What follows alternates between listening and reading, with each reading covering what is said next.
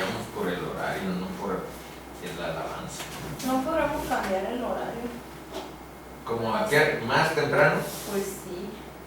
¿Tampoco? Pues ya llegó bien noche allá y está todo bien. La otra vez creo que estaba chispeando y se fue la luz ahí como una hora. Sí. Y llegué y todo Llegaste estaba oscuro. Da miedo. Sí, sí, sobre. Y luego pues así permaneció todavía una hora más.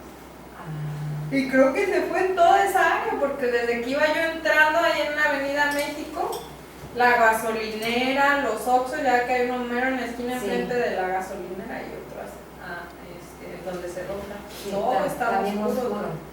Bueno, hay y que ese sí no empezar. está muy metido, pero de todas maneras, como ya de ahí sigue la Chinameca, Ajá. sí, pero sí, tómalo en cuenta. Sí. Bueno, estamos hoy iniciando el capítulo 9, que constituye, a decir de los expertos, uno de los capítulos difíciles y es como un paréntesis que hace la carta de Pablo, porque del capítulo 8 que cerramos apenas la sesión anterior, pues continuaría en el mismo tenor el capítulo 12.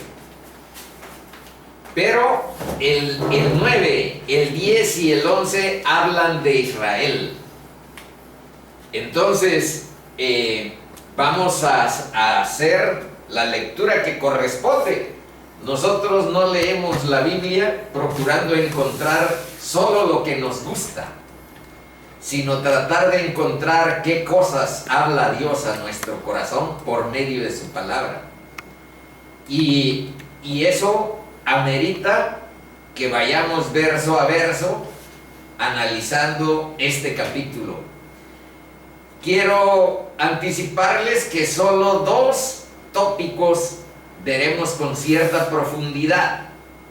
Uno, las bendiciones o las cosas que caracterizan a los israelitas, a los judíos, a los hebreos, como quieran ustedes denominarles, de los cuales es la adopción, la gloria, el pacto, la promulgación de la ley, el culto y las promesas, y por añadidura, de quien son los patriarcas. Ya saben que es Abraham, Isaac, Jacob, los, digamos, hitos de ese concepto de los patriarcas de la nación de Israel. Bueno, pues de esos patriarcas, según la carne, vino Cristo. Agréguenle a la adopción, la gloria, el pacto, la promulgación de la ley, el culto y las promesas, que por medio de una familia de hebreos vino en la carne nuestro Señor. Ese es el primer tópico.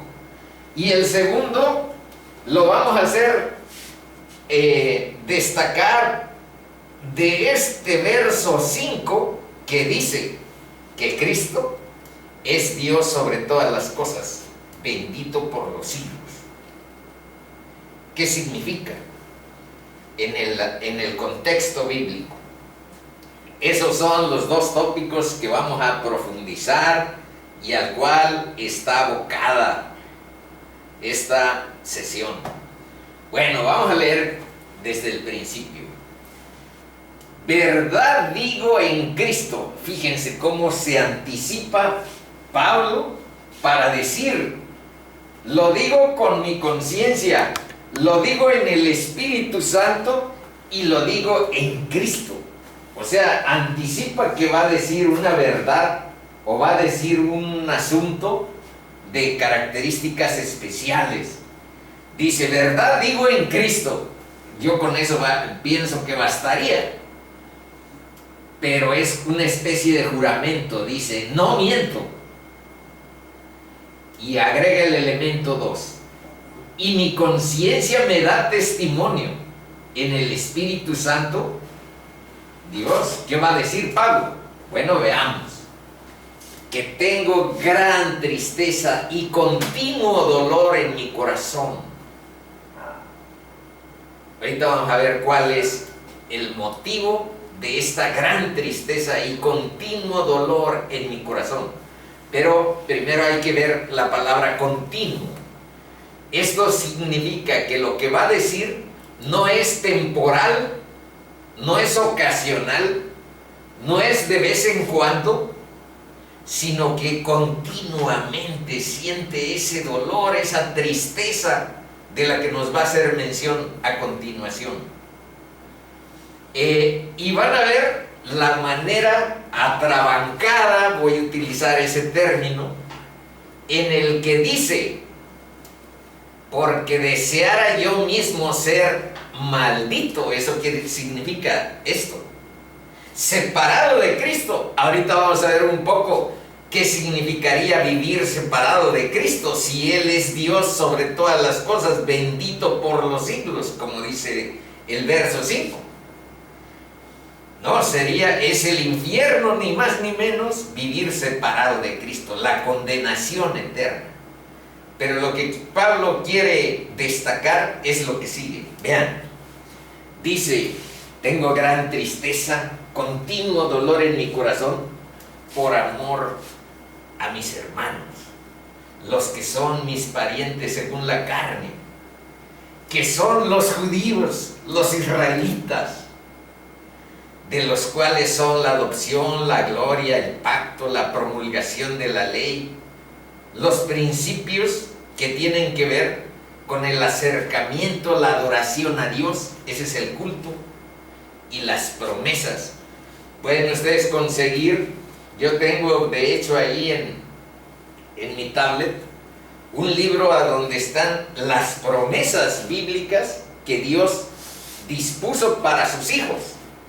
En este caso, ya no son, como vamos a ver, digamos que los del pueblo de Israel. Las promesas son para los que tienen fe. La promesa hecha por Dios a Abraham consiste en eso, en tener fe en que Dios salva. Entonces, a eso se refiere ahora un solo pueblo, los que creemos en Jesús, los que tenemos fe en su justicia, en su obra. Ese es el pueblo de Dios. Ese. Ahorita vamos a ver los versos que corresponden a esto que estoy mencionando. Y ahora vean esta segunda parte, el cual es Dios. Este es uno de los múltiples versículos. Vamos a ver Tito 2:13, por ahí quien lo tenga a mano, más tarde, a donde es otro verso en que Pablo destaca que Cristo es Dios sobre todas las cosas. Dice aquí: bendito por los siglos, amén. Ahora, respecto a esta forma tan drástica, tan, ¿cómo les diré?, sacrificada, porque finalmente, pues es lo que Jesús también hizo, haber entregado su vida por pecadores comunes y corrientes. Pero él tenía una misión. Pablo, sin embargo, aquí dice que si fuera posible que se salvaran sus hermanos los israelitas, él estaría dispuesto a dejar todo, si fuera posible. Pero ahorita vamos a ver que eso no es posible. Ya uno antes, Moisés, dijo algo parecido.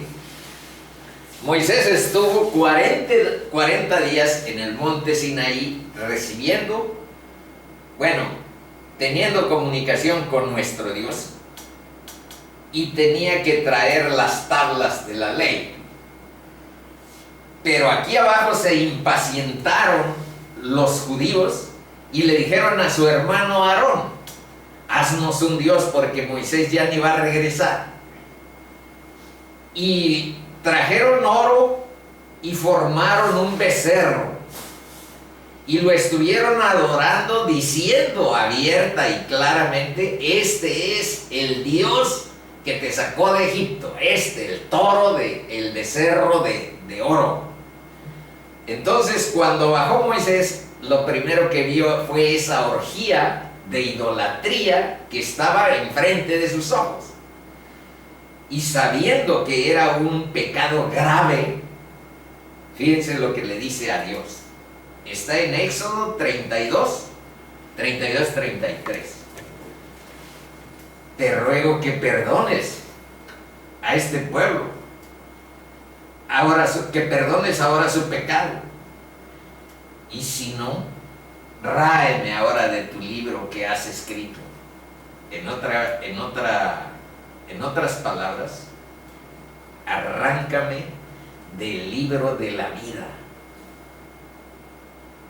Perdona a mi pueblo, perdona al pueblo, y si no, quítame del libro de la vida, de tu libro que has escrito, le dice. Pero Dios le respondió, por eso les digo que esto es por si hubiera podido ser, pero aquí está que no. Y Yahvé respondió a Moisés: al que pecare contra mí, a este raeré yo de mi libro. Pero ahí queda como antecedente que no es solamente Pablo el que en la historia bíblica tiene una actitud así, que muestra el desesperado amor por las almas perdidas.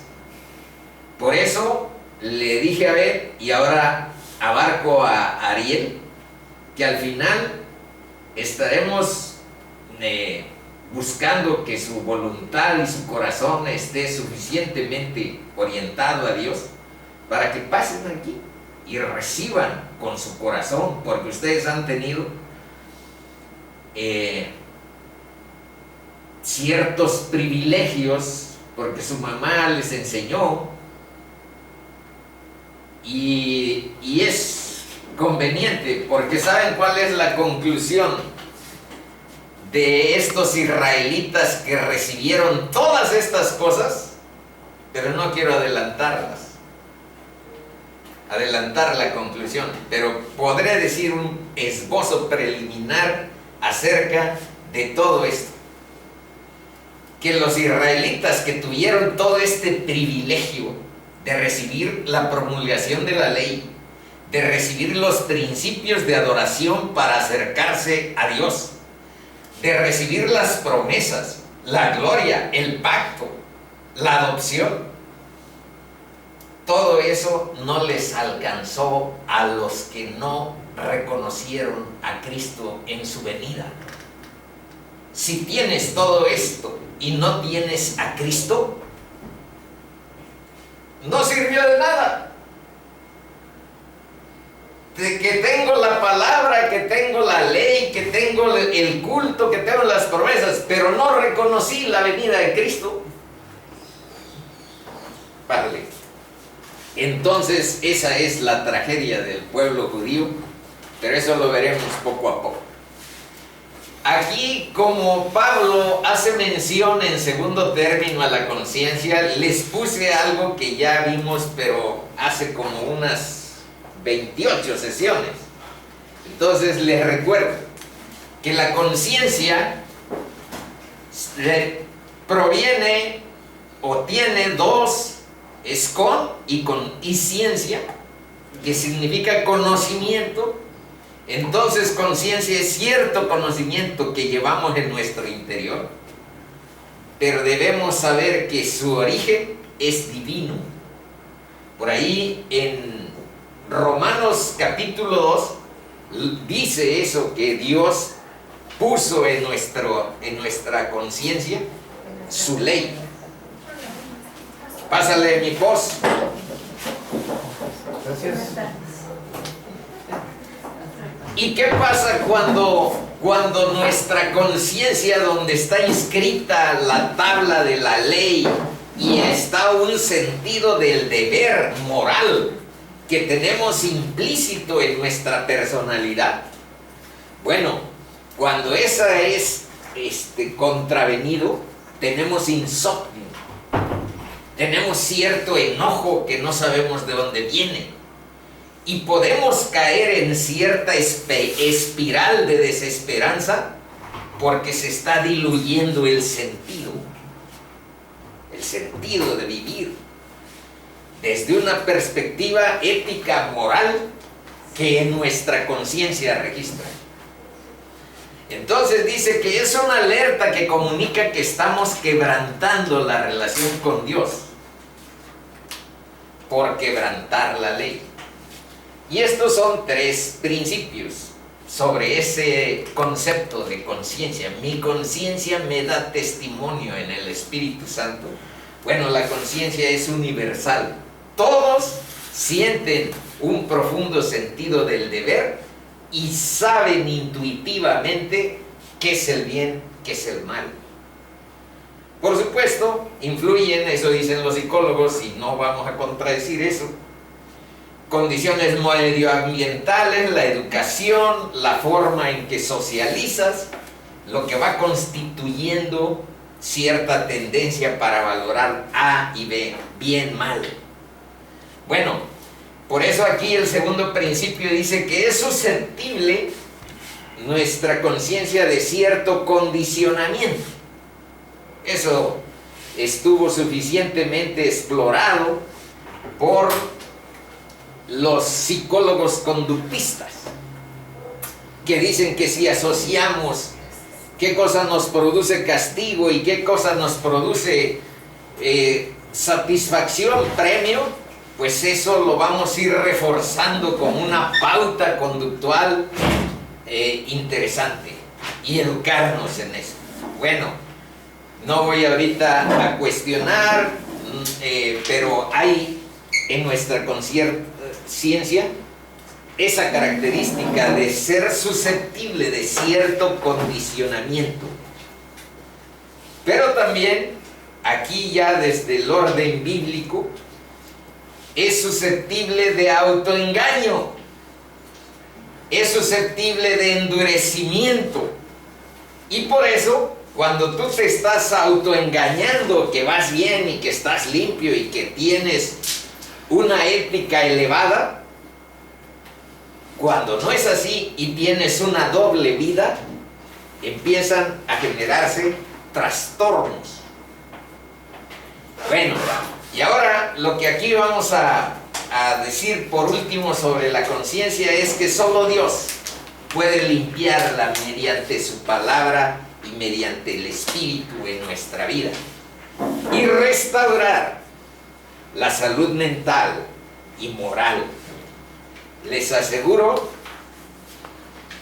pero ahorita no es el tema, que tenemos 3 componentes claros en nuestra naturaleza. Uno es nuestro cuerpo, otra es nuestra mente, el alma, y otro es nuestro espíritu. Cuando se rompe esa armonía, se puede somatizar, se pueden generar conflictos en el físico que provienen de tu alma o que provienen de tu espíritu. Somos una entidad íntegra y ahí vamos a dejar esa parte.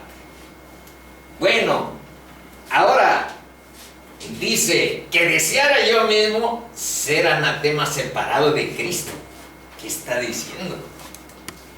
Tan extremo es el amor que tiene Pablo por los judíos. Pero aquí vamos a ver qué significa. Primero, la vida eterna es comunicable y se manifiesta a causa de estar vinculado, no de estar separado, de estar vinculado, unido con Cristo, como único mediador entre Dios y los hombres. Ya vimos en el capítulo 8, el versículo 1, que ninguna condenación hay para los que están unidos en Cristo Jesús. Eso lo vimos en el 8.1.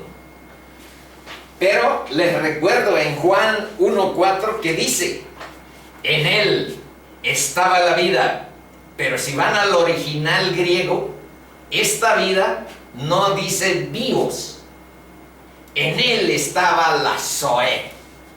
Y significa la vida de la naturaleza divina, la vida eterna. Hay dos conceptos, hay dos palabras que dicen etimológicamente una diferencia cuando vas a ver el griego. Entonces aquí se refiere a la vida de Dios. En él estaba la vida y la vida era la luz de los hombres. Luego, en 2 de Pedro 1:4, ahora sí vamos a leerlo, 2 de Pedro 1:4, dice, por medio de las cuales nos ha dado preciosas y grandísimas promesas, para que por ellas llegases a seis participantes de la naturaleza divina. Les digo, ahí están los versos de la palabra que dicen estas cosas. Porque si yo dijera de mi ronco pecho que si tú aceptas a Jesús como tu Señor, como tu Salvador, Dios te hace nacer de nuevo y te da naturaleza divina, pues me dirían, ¿de cuál fumaste? Me dirían, estás loco, y con razón. Pero solamente les estoy diciendo lo que dice la palabra. Dice que nos da preciosas y grandísimas promesas para que por ellas llegaseis a ser participantes de la naturaleza divina. Habiendo oído, esta es el sentido de la santificación. Esta última parte del verso dice, habiendo huido de la corrupción que hay en el mundo a causa de la concupiscencia, deja que tu corazón abreve de los valores del reino, en vez de estar enganchados a la avaricia, al desorden, a la concupiscencia, a la inmoralidad sexual que encontrarás como característica la corrupción que hay en el mundo. Nuestro corazón tiene que tener ese enfoque. Luego, en la primera de Timoteo dice, 2, 4 y 5, el cual quiere que todos los hombres sean salvos. Ese es un chispazo de la voluntad de Dios. Todos, dice, quiere que todos los hombres sean salvos y vengan al conocimiento de la verdad. Porque hay un solo Dios y un solo mediador entre Dios y los hombres, Jesucristo. Pero ahora vamos a analizar un poco aquí esto, que son los israelitas. Pablo está abogando, está diciendo que daría todo por que aquellos que no reconocieron al Mesías lo reconocieran y se salvaran, creyeran en él. Entonces vamos a repasar algo de esos principios de la adopción, de la gloria. ¿A qué se refiere? Primero, dice que Israel tiene un tipo de relación especial con Dios. La palabra dice en Deuteronomio 7, 6 hasta el 8 lo siguiente: porque tú, está hablando de Israel, eres pueblo santo para Yahvé tu Dios. Yahvé tu Dios te ha escogido para hacerle un pueblo especial, más que todos los pueblos que están sobre la tierra. ¿Y por qué? ¿Por qué, Señor, escoges con tanto amor a un pueblo así? ¿Será que son muy buenos? ¿Será que son brillantes para seguir tus pasos, tu palabra? Vean lo que dice. No por ser vosotros más que todos los pueblos os ha querido Dios, y os ha escogido.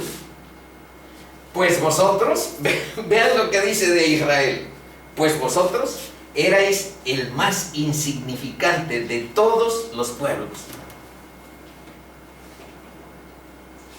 Y ahora da la razón por la cual fue elegido Israel. Vean, no por eso que haya sido obediente, que haya sido brillante, que haya sido destacado, que hayas tenido dones espirituales magníficos.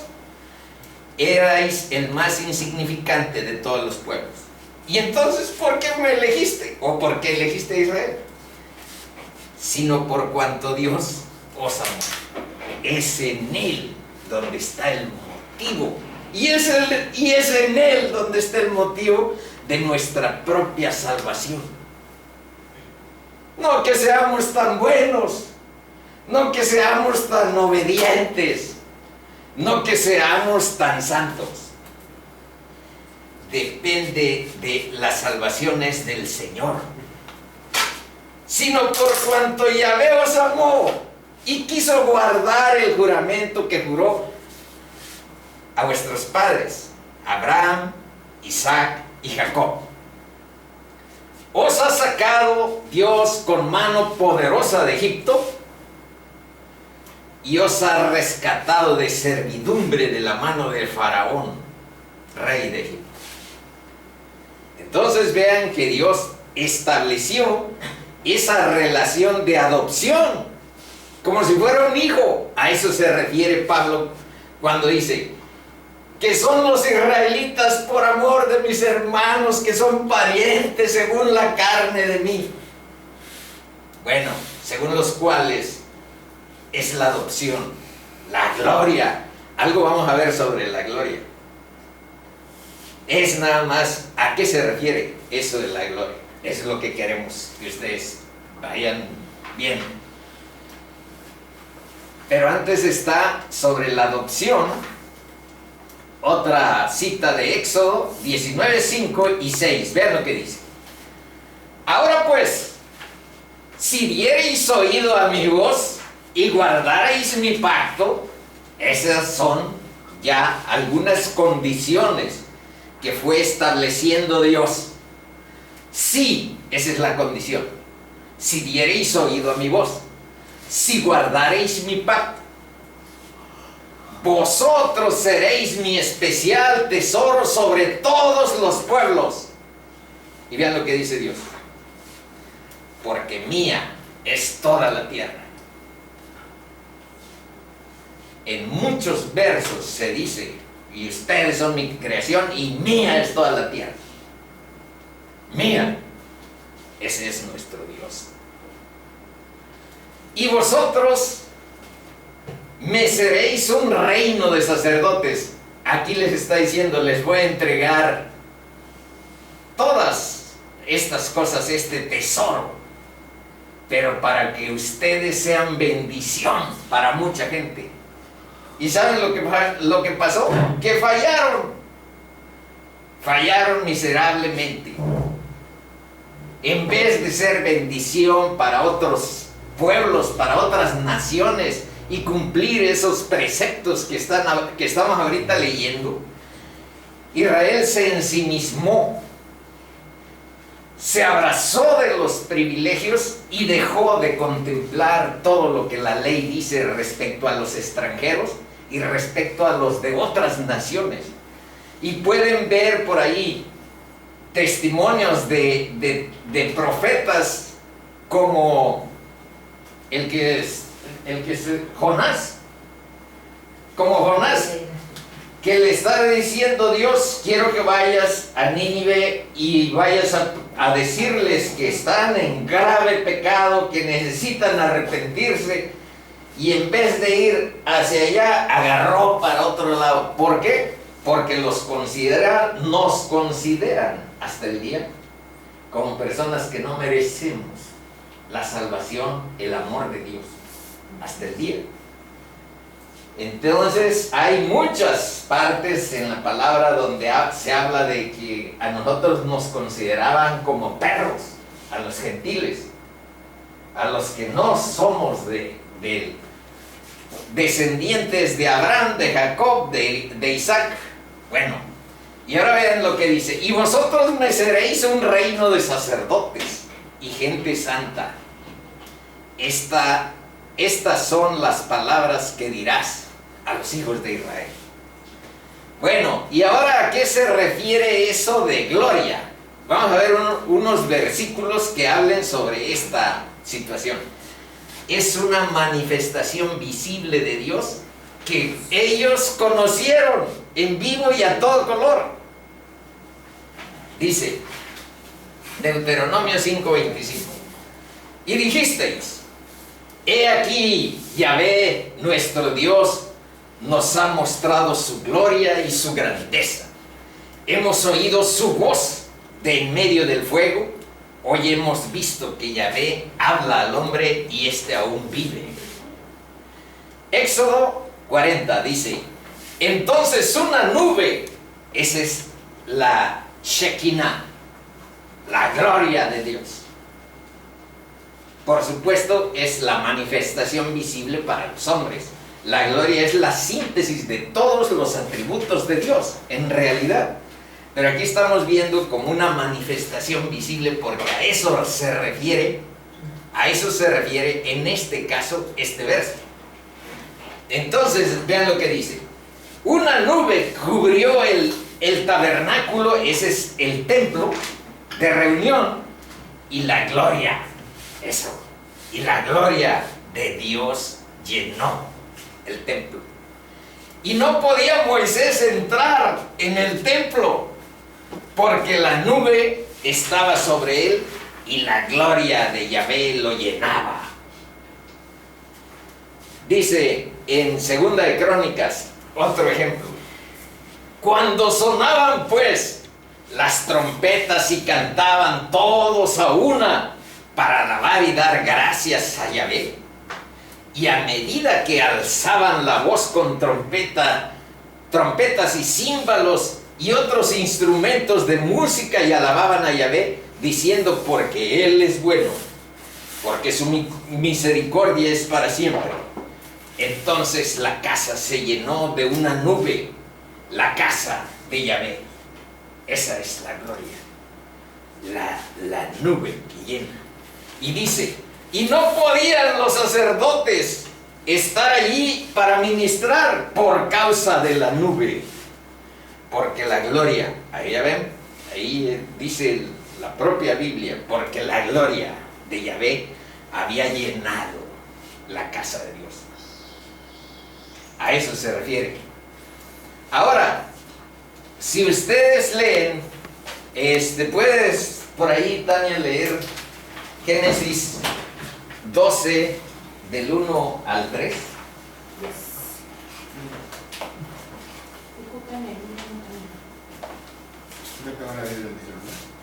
O tú, si lo tienes.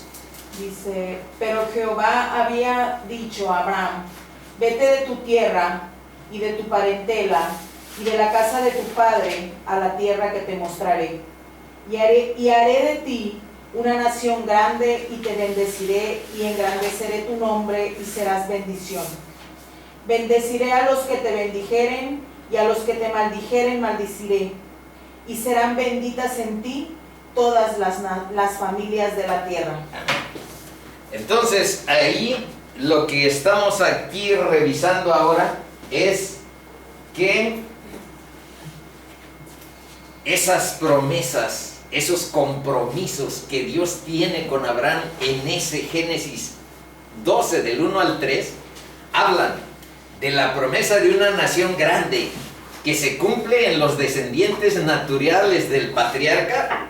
Son descendientes de Abraham todos los hebreos, todos los israelitas dispersos en el mundo y los que viven allá en Palestina, pero también deben de saber que son hijos físicos, naturales de Abraham, todos los musulmanes.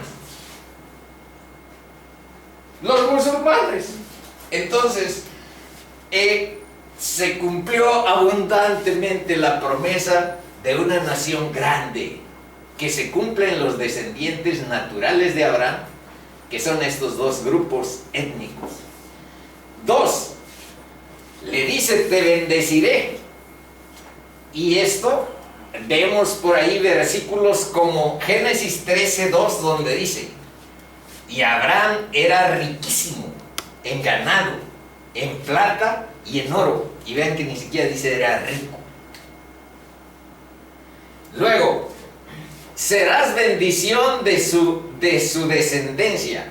Ah, no, pero aquí sí es un punto y aparte.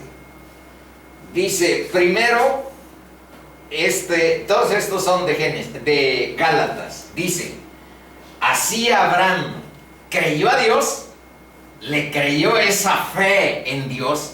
Es lo que hace ahora, no los hebreos, no los musulmanes naturales, físicos, hijos de la carne, sino una descendencia espiritual. De esa habla la Biblia. Y la descendencia espiritual tiene por sello no los cromosomas de Abraham, tienen como sello la fe. Vean, ¿a dónde está?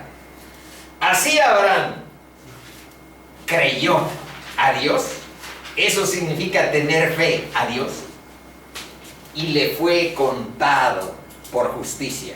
Esa es la promesa, esa es la herencia, esa es, ¿cómo les diré? Como la placenta que genera los hijos. Sabed, por tanto, que los que son de la fe, vean lo que dice, los que son de la fe, estos son hijos de Abraham. Ahora bien, a Abraham fueron hechas las promesas, y a su simiente, no dice,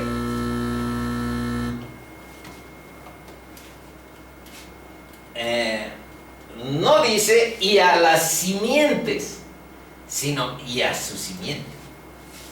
Como si no dice a las simientes como si hablase de muchos, sino como de uno. Y a tu simiente, dice, la cual es Cristo. Ese es el misterio del Mesías que los judíos no entendieron. ¿Para qué?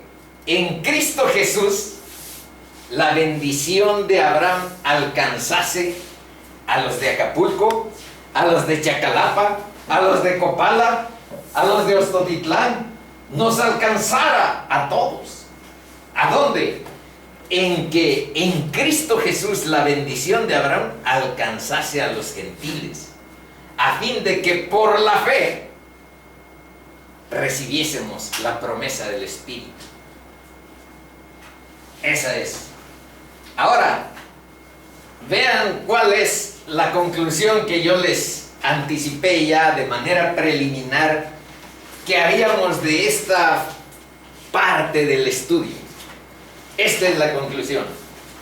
Chicos, de nada sirve tener la adopción, la gloria como una manifestación visible de haber tenido contacto con el poder de Dios.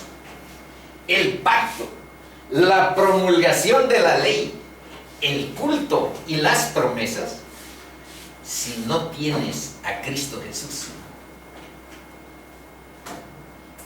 Y ahora vamos a ver que no son conclusiones precipitadas, arbitrarias, que solamente tratamos de bosquejar lo que bíblicamente está fundamentado. ¿A dónde? Vean. ¿Quién es el mentiroso? Sino el que niega que Jesús es el Cristo. Estas dos citas son de Primera de Juan. Así es que pónganle 1 Juan.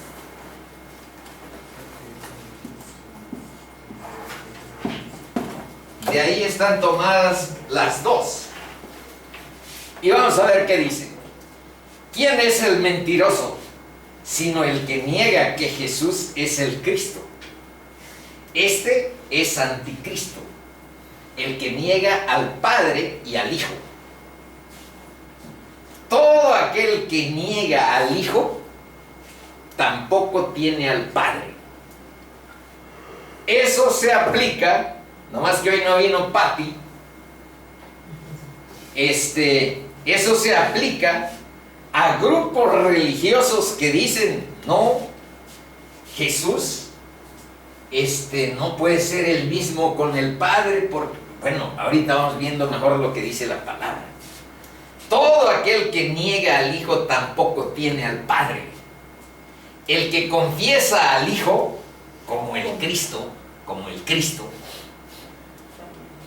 tiene también al Padre. Lo que habéis oído desde el principio permanezca en vosotros. Si lo que habéis oído desde el principio permanece en vosotros, también vosotros permaneceréis en el Hijo y en el Padre, que son una misma persona.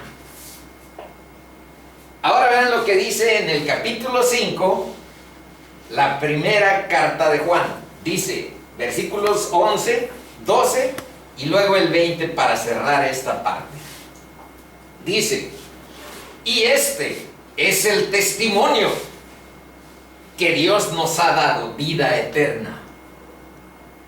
Y esta vida está en su Hijo. Pero ahora vean lo que dice. El que tiene al Hijo, tiene la vida. El que no tiene al Hijo de Dios, no tiene la vida. Pero sabemos que el Hijo de Dios ha venido y nos ha dado entendimiento para conocer al que es verdadero, y estamos en el verdadero, en su Hijo Jesucristo. Este es el verdadero Dios y la vida eterna. Otro verso a donde dice que Jesús es Dios. Bueno, hay otras. No creo que lea todas, pero esta. Bueno, todas me gustan. Dice, estos son Juan sin el uno, Juan. Porque el Padre a nadie juzga, sino que todo el juicio dio al Hijo, para que todos honren al Hijo como honran al Padre. El que no honra al Hijo, no honra al Padre que le envió. Eso lo dijo Jesús. Jesús, directamente. Ahora vean este remache. De cierto os digo, el que oye mi palabra y cree al que me envió, tiene vida eterna y no vendrá a condenación, mas ha pasado de muerte a vida. Y a los propios judíos les dijo esto: escudriñad las Escrituras, porque a vosotros os parece que en ellas tenéis vida eterna. Y por supuesto, sí es cierto. Y ellas son las que dan testimonio de mí, les dice Cristo. Y no queréis venir a mí para que tengáis vida. Gloria de los hombres no recibo, mas yo os conozco que no tenéis amor de Dios en vosotros. Yo he venido en nombre de mi Padre y no me recibís. Si otro viniere en su propio nombre, a éste recibiréis. ¿Cómo podéis vosotros creer? Pues recibís gloria los unos de los otros y no buscáis la gloria que viene del Dios único. Estos versos nos permiten esclarecer cuál era la naturaleza de relación que tenían los hebreos con Dios. El querer una justicia que proviniera de su propia percepción, de sus propios valores, una justicia propia, pero no una justicia que buscara la fe en Dios. Ese fue uno por los que no encontraron se sentían que no tenían nada que deber con Dios, y un Mesías que les decía: arrepiéntanse, si no os arrepentís, de seguro moriréis. Entonces, frente a esa naturaleza de justicia propia, hubo un shock cuando vino el Mesías. Y además, como aquí hemos dicho, esperaban a un guerrero poderoso, capaz de derrotar a todos los romanos y poner a Israel en una exaltación de pueblo que todo lo domina. Bueno, en vez de eso, vino un príncipe de paz. Esta no. Vamos a ver unos versos a donde habla en paralelo a esta parte que dice: el cual es Dios sobre todas las cosas, bendito por los siglos.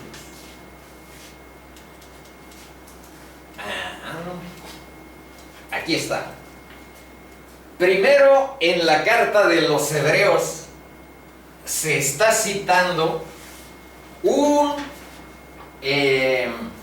salmo, y dice: mas del Hijo, ese salmo, dice: tu trono, y vean cómo lo menciona, tu trono, está hablando del Hijo, oh Dios, por el siglo del siglo, centro de equidad, es el centro de tu trono. Cetro de equidad es el cetro de tu reino, Entonces ahí es una. Primera de Juan 5:20. Pero sabemos que el Hijo de Dios ha venido y nos ha dado entendimiento para conocer al que es verdadero.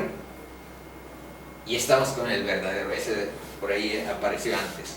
Filipenses, el cual, siendo en forma de Dios, no estimó el ser igual a Dios como cosa a que aferrarse, sino que se despojó, tomando forma de siervo, hecho semejante a los hombres.